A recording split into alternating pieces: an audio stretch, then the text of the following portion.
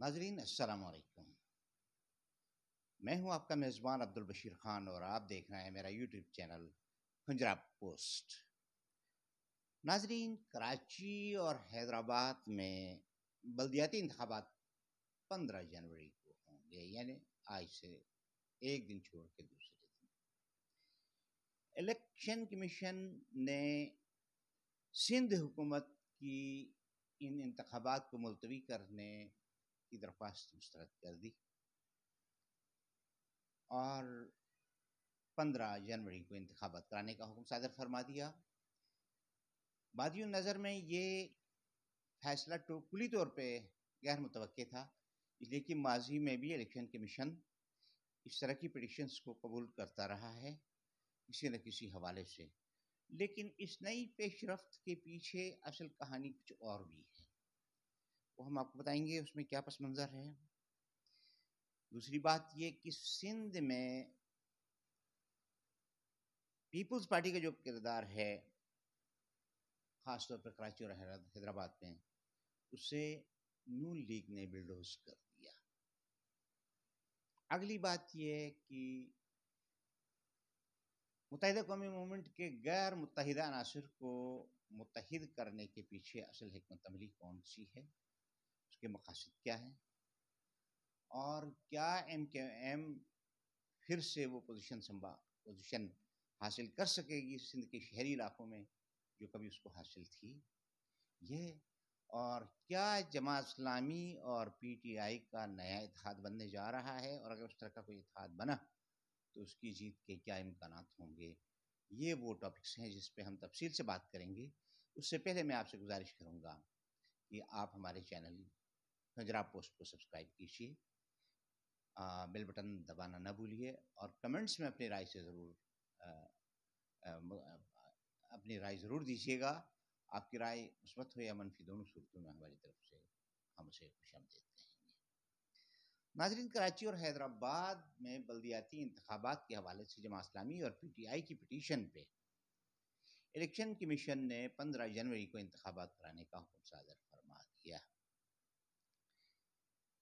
Election commission نے سندھ حکومت کی درخواست ان انتخابات کو پوسٹ پون کرنے سے متعلق جو ان کی اپیل تھی وہ مسترد کر دی۔ ماضی میں یہ الیکشن 2 بار ملتوی ہو چکے ہیں، اور ان میں یہی ایک چیز تھی کہ سندھ گورنمنٹ نے جو بھی جواز فراہم کیا اس کی بنیاد پہ الیکشن کمیشن نے وہی فیصلہ دیا جو سندھ گورنمنٹ کی مرضی اور منشا کے مطابق تھا، یا ان کی درخواست کے مطابق تھا۔ بازو نظر میں تو یہ سمپلی ایک الیکشن کمیشن کا فیصلہ ہے، لیکن باخبر حلقے اس بات کو پنجاب اسمبلی میں پی ٹی آئی کی کامیابی اور چودھری پرویز الہی کے ووٹ حاصل کرنے اور اس سلسلے میں زرداری صاحب کی عدم دلچسپی سے جوڑتے ہیں۔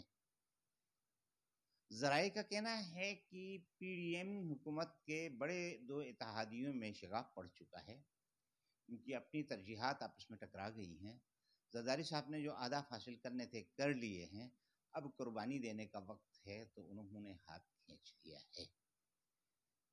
مسئلہ یہ ہے کہ جتنا جلدی یہ معاملہ لنگران ہوتا اور پنجاب میں نون لیگ کی حکومت آتی تو نون لیگ زیادہ پاورفل ہوتی۔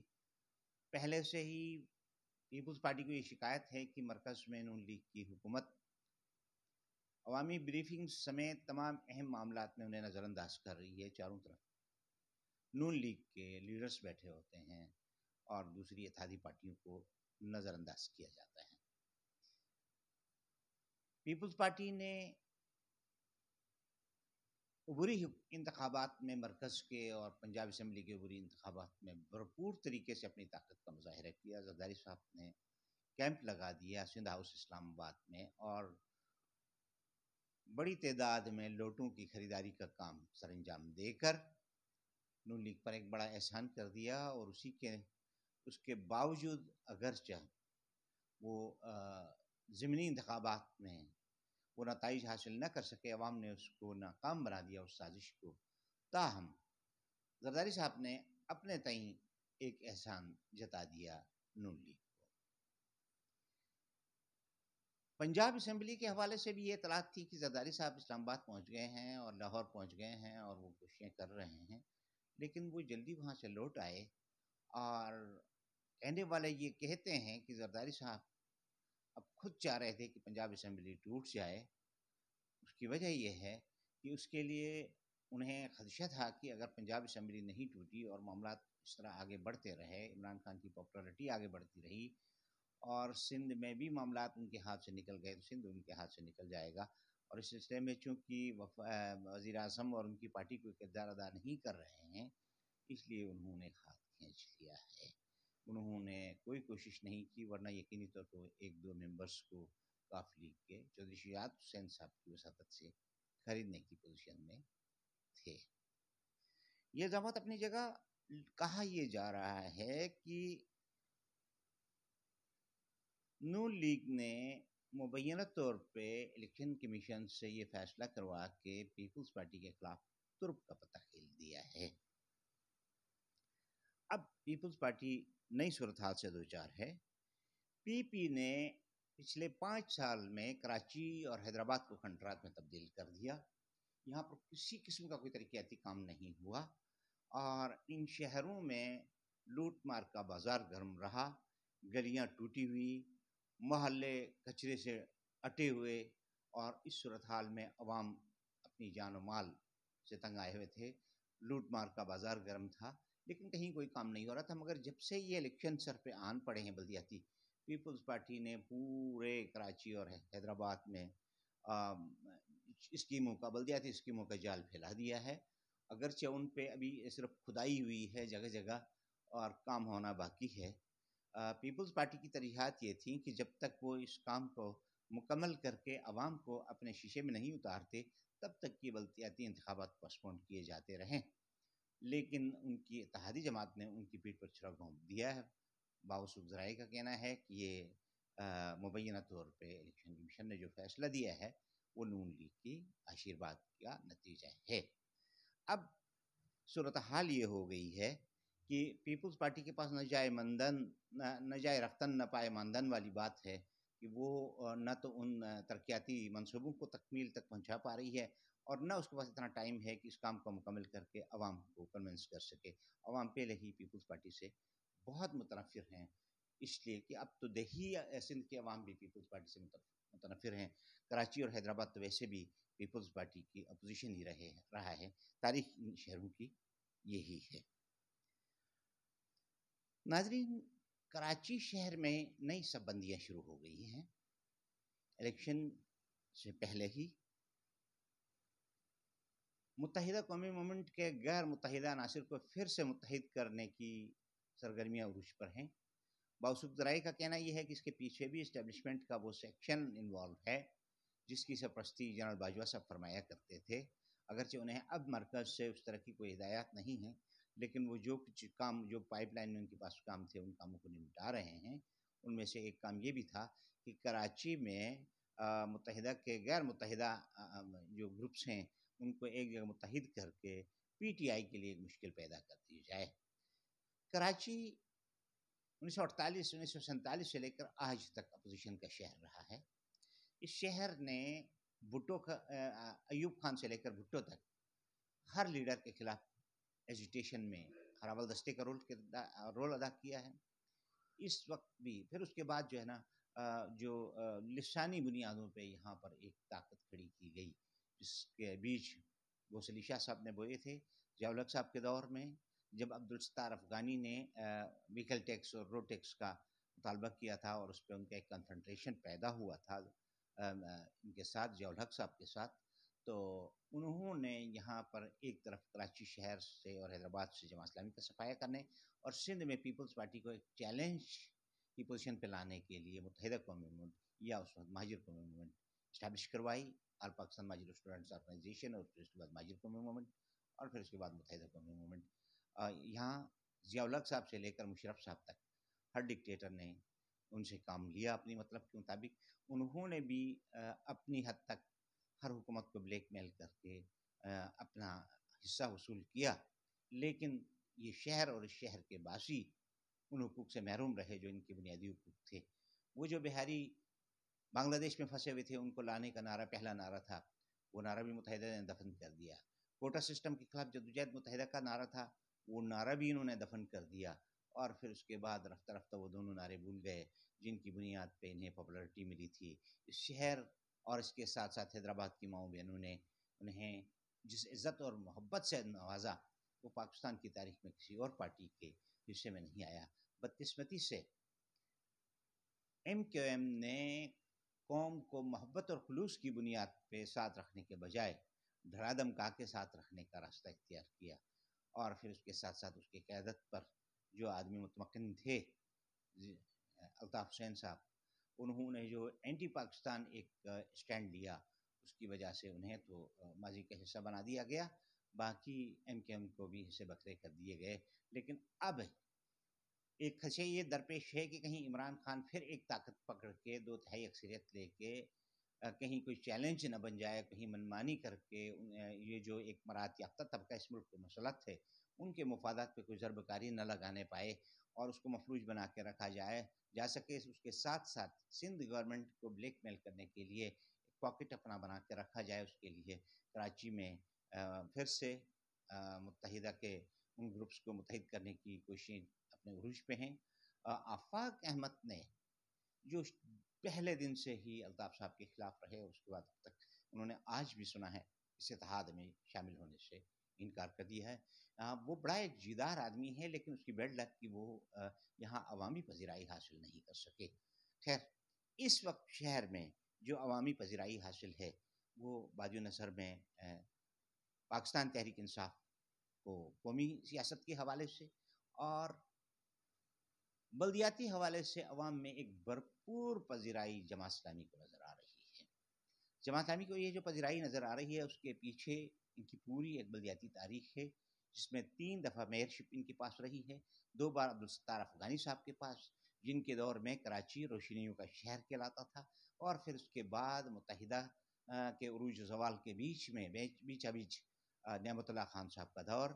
अगरचे नियामतुल्लाह खान साहब का दौर इस लिहाज से बड़ा मुश्किल था उनके लिए कि पूरी इस्टेब्लिशमेंट जो उस वक्त प्लांट की जा चुकी थी कराची के इदारों में, वो उनके खिलाफ थी। उसके बावजूद उस आदमी ने शानदार कारनामे अंजाम दिए, ईमानदारी की बेहतरीन मिसालें पेश की और अवामी खिदमत का एक बेहतरीन रिकॉर्ड कायम किया।